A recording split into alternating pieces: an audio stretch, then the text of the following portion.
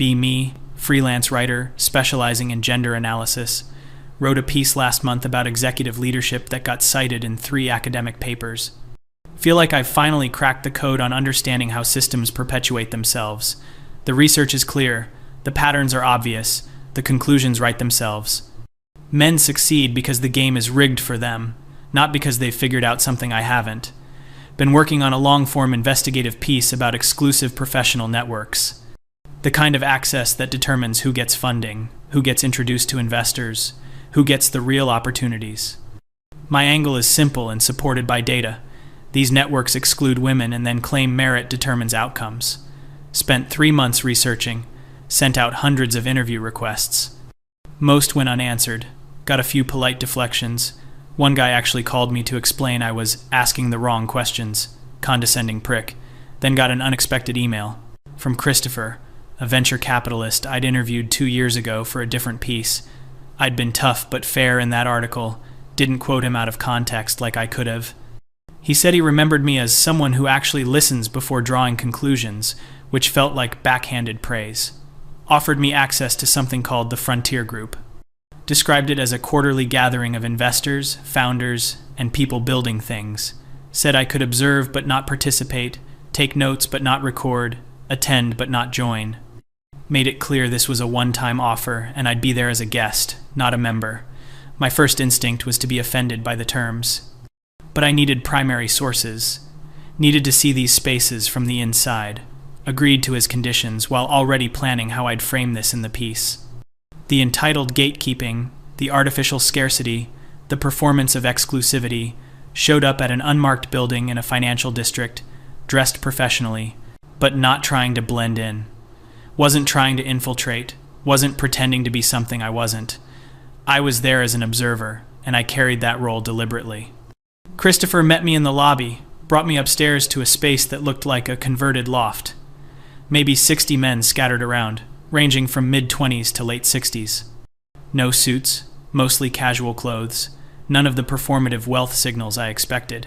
He introduced me to a few people as a writer working on a project. Didn't specify what kind. Most nodded politely and immediately went back to their conversations. No hostility, but also no performance for my benefit. It was jarring to be so thoroughly unremarkable to them. Settled into a corner with my notebook, ready to document the toxic dynamics I knew I'd witness. Started writing down observations, looking for the patterns of dominance and exclusion. First thing that struck me was how much controlled chaos filled the room. Men talking over each other, but somehow still communicating. Interruptions that weren't power plays but enthusiasm. Watched one guy pitch an idea for solar panel efficiency to 3 others. They tore it apart immediately, found holes in his cost projections, questioned his supply chain assumptions, expected him to get defensive or shut down. Instead, he got more animated, started sketching on a whiteboard, adjusted his model in real time. One of the guys who'd been most critical suddenly offered a contact at a manufacturing company. Another pulled out his phone and sent an introduction email right there. The guy who'd been criticized thanked them and immediately moved to the next group. None of it looked like what I'd expected. No ego protection, no face saving, just rapid iteration and immediate resource sharing. Told myself this was probably staged for my benefit. Christopher had probably told everyone to be on their best behavior. Spent the next hour watching interactions that increasingly didn't fit my framework. Saw a 26-year-old kid explain blockchain architecture to a 60-year-old former CEO. The older man asked basic questions without any visible embarrassment about not knowing. Took notes on his phone, thanked the kid genuinely, introduced him to someone across the room, saw groups form and dissolve around problems. Someone would mention a challenge, and bodies would just drift over. They'd swarm the problem, throw solutions at it, argue about approaches, then scatter. No formal structure, no designated leader, just functional collaboration. Kept waiting for the dominance games, the status competition, the zero-sum thinking. Instead saw a weird abundance mentality I couldn't quite categorize. One founder mentioned he was hiring for a specific technical role. 3 different men immediately suggested candidates. One of those candidates was explicitly someone from another guy's company.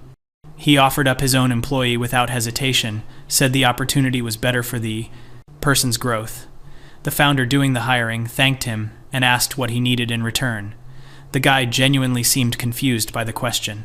This didn't match any model I'd built. During a break, Christopher asked how it was going. I gave him a non-committal answer, said it was interesting. He smiled like he knew exactly what I was thinking and walked away. The evening shifted to a different format. Someone dimmed the lights, and a man in his 50s stood up front. He talked for 20 minutes about a company he'd built and lost.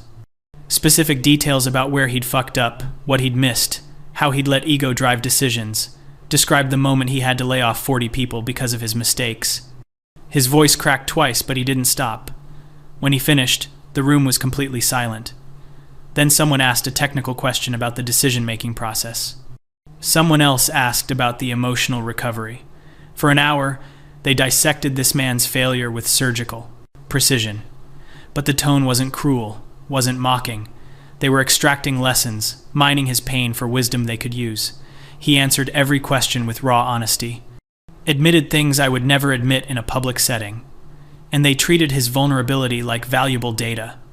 Wrote in my notebook, performing humility to maintain group cohesion. But even as I wrote it, I knew it wasn't quite right. Left that first evening deeply unsettled. My article suddenly had a structural problem. The evidence I'd gathered didn't support the narrative I'd planned. Told myself I needed more data points, different contexts. Spent the next 2 months gaining access to other spaces. Used the contacts from that first evening, even though it felt compromising. Visited a trading floor where 7 guys ran a small hedge fund. Expected Wolf of Wall Street aggression, instead found monastic focus. They barely spoke to each other during market hours, communicated in abbreviated phrases and hand signals. Moved like a single organism responding to information. During lunch, watched them review the morning's decisions. They criticized each other's calls without any cushioning language.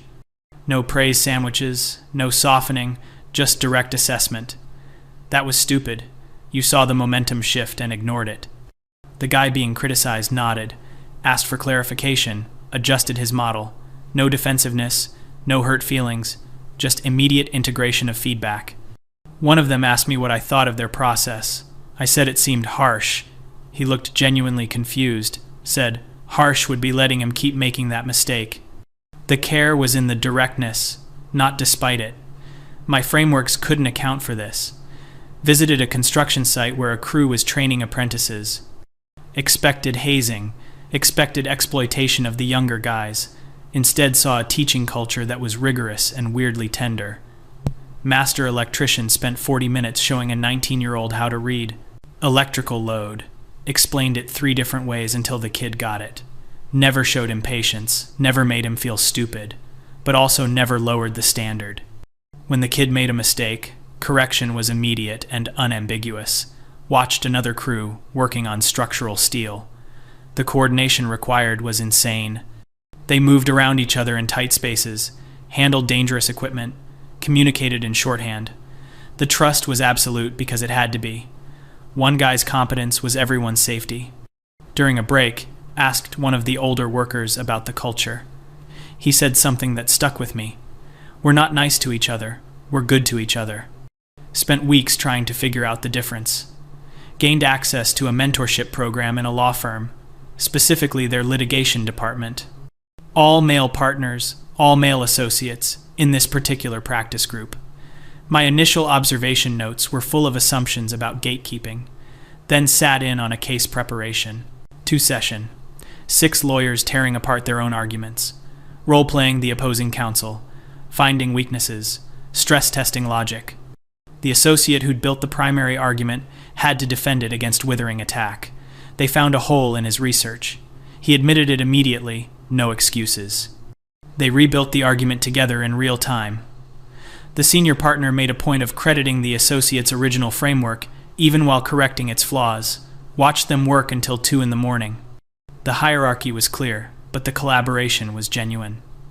Junior associates challenged senior partners on legal theory. If you had a better argument, it didn't matter who you were. The status came from competence, and competence was ruthlessly evaluated. One associate asked me why I was really there. Told him about my project on professional networks and access. He said something that annoyed me. "You're studying the door, not what's in the room." Dismissed it immediately, but the comment lingered. Got access to a wilderness leadership course, one of those expensive programs for executives. Expected a corporate bonding exercise with manufactured challenges. 12 men, 1 guide, 8 days in backcountry. I was allowed to join as an observer, didn't participate in the exercises, watched them struggle with genuine physical challenges. Navigation, shelter building, food rationing, weather. The corporate hierarchies dissolved completely. The CEO who ran a billion-dollar company took orders from a middle manager who had actual wilderness skills. No ego about it, just recognition of relevant competence.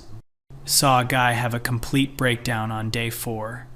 He sat down on the trail and started crying, said he couldn't do it, expected the group to leave him behind or mock him.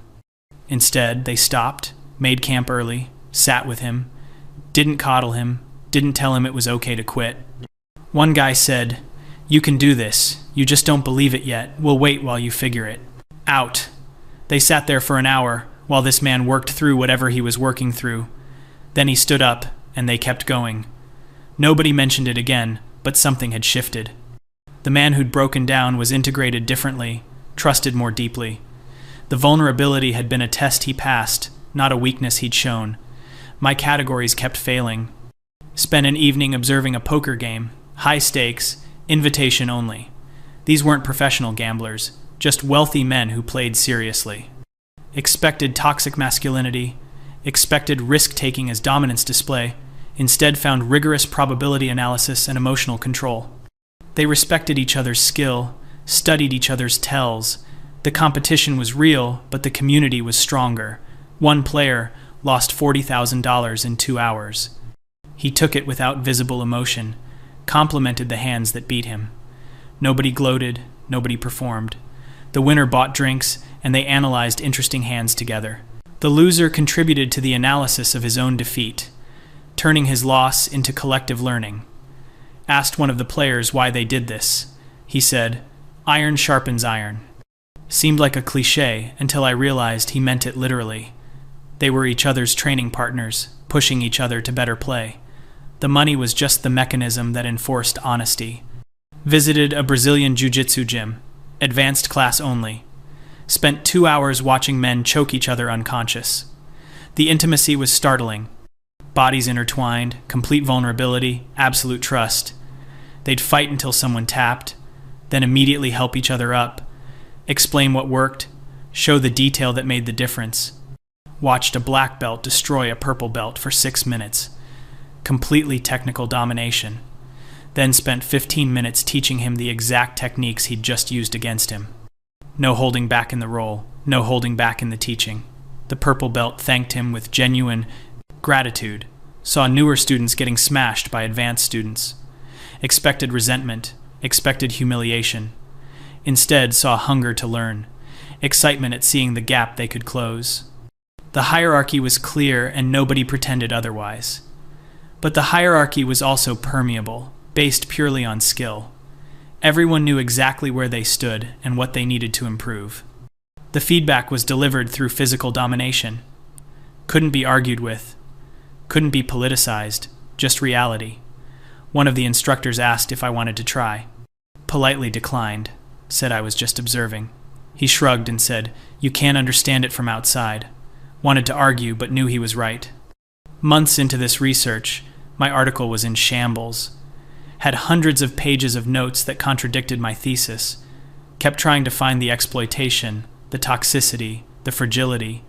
Found competition, found hierarchy, found exclusion, but also found competence, growth, genuine brotherhood.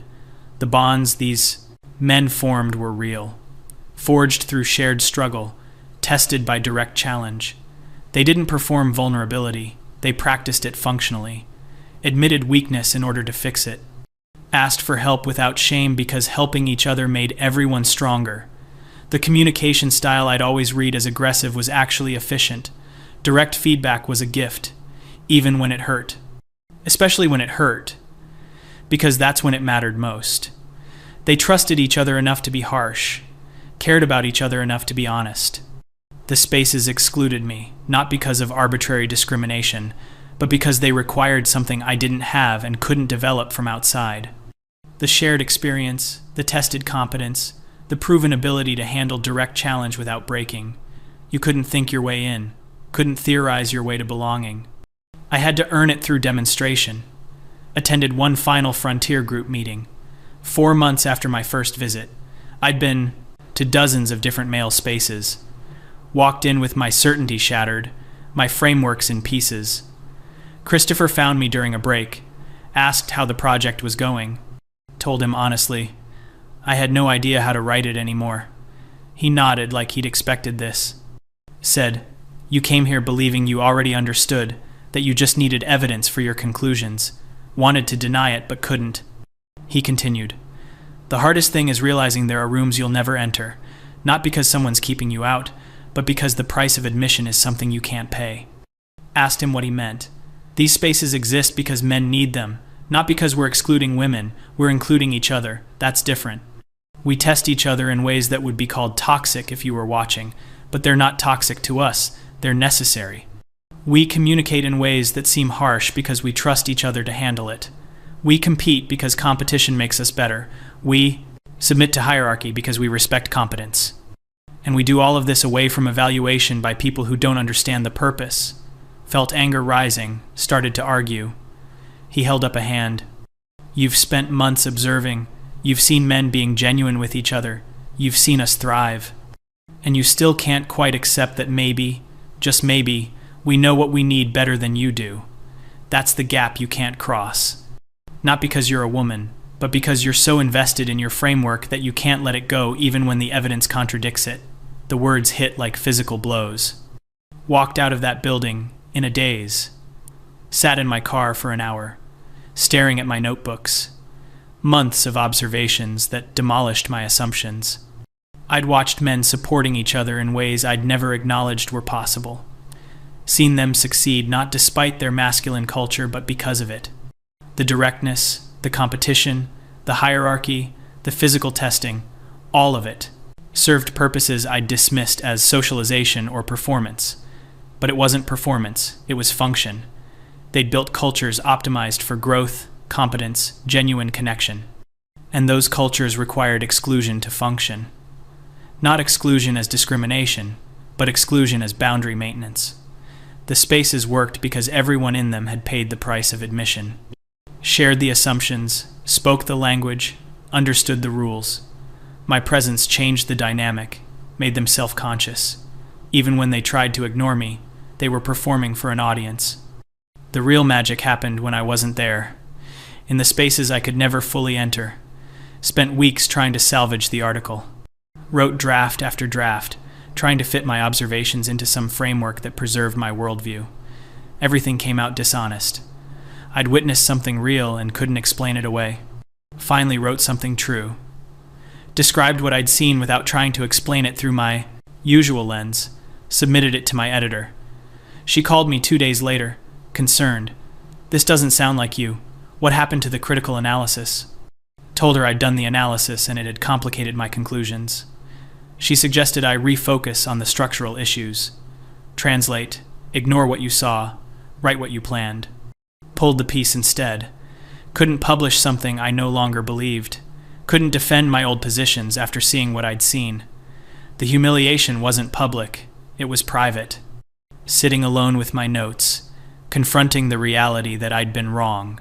Not wrong about everything, not wrong about structural barriers that exist, but wrong about understanding men, wrong about these spaces, wrong about my certainty.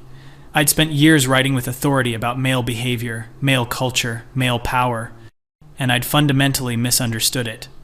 Missed the complexity, the functionality, the genuine value, saw only what fit my framework, and dismissed the rest. The men I'd observed weren't performing masculinity, they were living it. And it worked for them in ways I'd never acknowledged. They'd built spaces where they could be fully themselves. Challenged, tested, pushed, supported. Where weakness was temporary and fixable, not identity. Where hierarchy was earned and respected, not resented. Where competition made everyone better instead of creating winners and losers. I'd watched them thrive in environments that would have destroyed the cultures I valued. Direct feedback without emotional cushioning would have felt brutal to me. Physical competition as bonding would have seemed aggressive. Hierarchy based on competence would have felt invalidating. But to them, it was oxygen. The realization that cut deepest. They didn't need my approval, my understanding, my validation. These spaces existed and flourished completely independent of my ideology. My frameworks were irrelevant to their reality. I could write articles critiquing them, and they'd keep thriving. Because what they'd built actually worked, served their needs, developed their abilities, created genuine bonds, and I would never be part of it. Not because they hated women or feared femininity, but because the spaces required something I couldn't provide, couldn't be what they needed from each other. Sitting with my failed article, months of research leading nowhere I could use, had to confront the arrogance of assuming I understood, the entitlement of demanding access to spaces that weren't for me, the ideological rigidity that made me see everything through one lens. Christopher had been right, and I hated him for it. Hated him for the condescension, for the knowing smile, for being proven correct. But mostly hated that he'd given me exactly what I asked for. Access, observation, the truth of these spaces, and the truth had destroyed my certainty. I started over with my writing. Stopped pretending to understand what I'd only observed. Stopped claiming authority on experiences I hadn't lived. The humiliation was in the privacy of my own mind, knowing I'd spent years being wrong with confidence. That every article I'd written with such certainty was built on incomplete understanding, that the men I'd dismissed as fragile or toxic or threatened had actually built something functional and valuable that I couldn't touch. Never published the article. Couldn't figure out how to write honestly about what I'd seen without dismantling my own credibility. Couldn't defend my previous work while acknowledging what I now understood. So I sat with it, alone, with notebooks full of observations that contradicted everything I'd built my career on. Evidence that men might actually know what they need, that masculine culture might serve purposes I'd never considered, that exclusion might sometimes be about inclusion, not discrimination, that there are rooms I'll never enter, not because someone's keeping me out, but because the price of admission is something I can't pay, and that's not oppression, that's just reality. The final humiliation was accepting it, accepting that I'd been wrong, that my ideology had blinded me, that I'd approached these spaces with arrogance instead of curiosity, and that the men who'd let me observe had known exactly what would happen, known I'd see things I couldn't explain, known it would challenge me in ways I wasn't prepared for, and they'd let me in anyway, let me learn the hard way. Christopher sent me an email months later. Just a single line. Understanding isn't the same as agreeing, but it's a start. Didn't respond, but kept the email, kept the notebooks too. Evidence of the day my certainty died, and left me with something harder than arrogance. The humility of not knowing, the discomfort of witnessing something that worked differently than I believed possible. The isolation of being permanently outside spaces I'd seen from within. Changed how I wrote, what I claimed to understand. Became more careful, more humble, more willing to say I didn't know. Lost some readers who wanted the old certainty. Gained respect from unexpected places. Men who'd watched me from those spaces, who knew what I'd witnessed. They never said, "We told you so," just nodded when they saw my new work. Recognized someone who'd paid the price of real learning. Still a feminist, still committed to equality, but no longer convinced I understand everything. No longer certain that different means wrong. The men in those spaces taught me something I'd never expected. Not by explaining, but by letting me watch. By thriving in ways I'd said were impossible. By building bonds I'd called toxic.